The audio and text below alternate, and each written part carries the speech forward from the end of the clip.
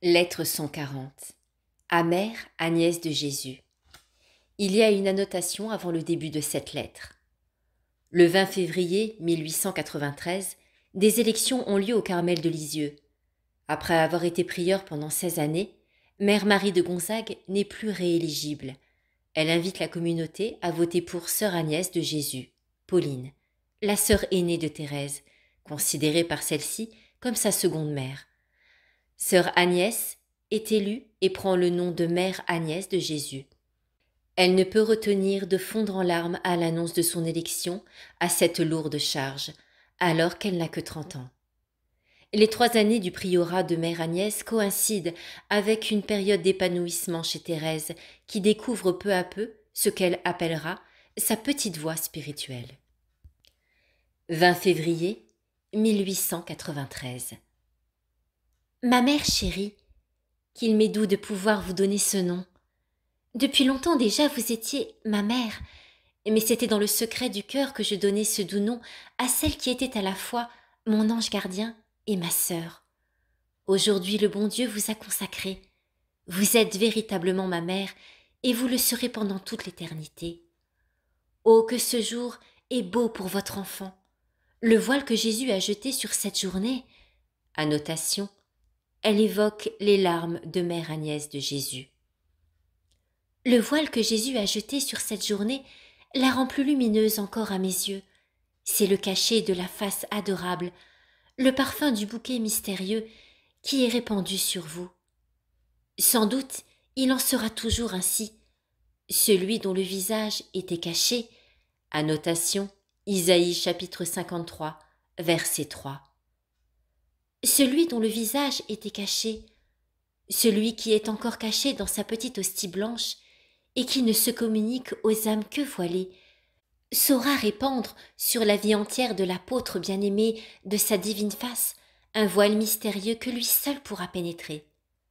Oui, l'esprit de Mère Geneviève réside tout entier en vous, et sa parole prophétique s'est réalisée. Annotation. On ignore quelle est cette prophétie, mais Mère Agnès était très proche de Mère Geneviève, dont elle venait d'écrire la circulaire, une sorte de biographie envoyée à tous les Carmels à la mort d'une carmélite. À 30 ans, vous avez commencé votre vie publique. N'est-ce pas vous qui avez procuré à tous les Carmels et tant d'âmes pieuses la consolation d'avoir le détail touchant et poétique de la vie de notre sainte ?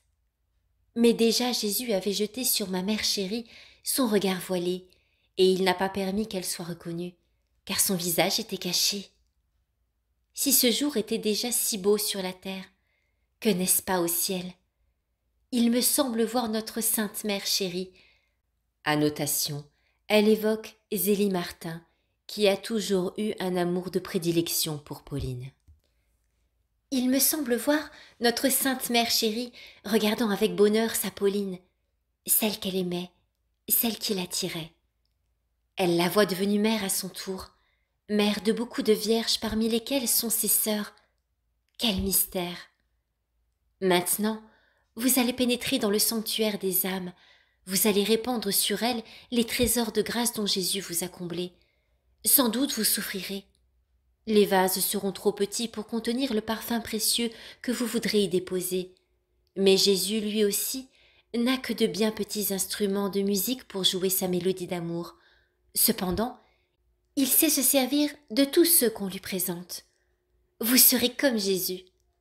Petite sœur, mère chérie, mon cœur à moi, le cœur de votre enfant est une toute petite lyre. Quand vous serez fatigué de faire vibrer les harpes, vous viendrez prendre votre petite lyre, et à peine l'aurez-vous touchée qu'elle produira les sons que vous désirez.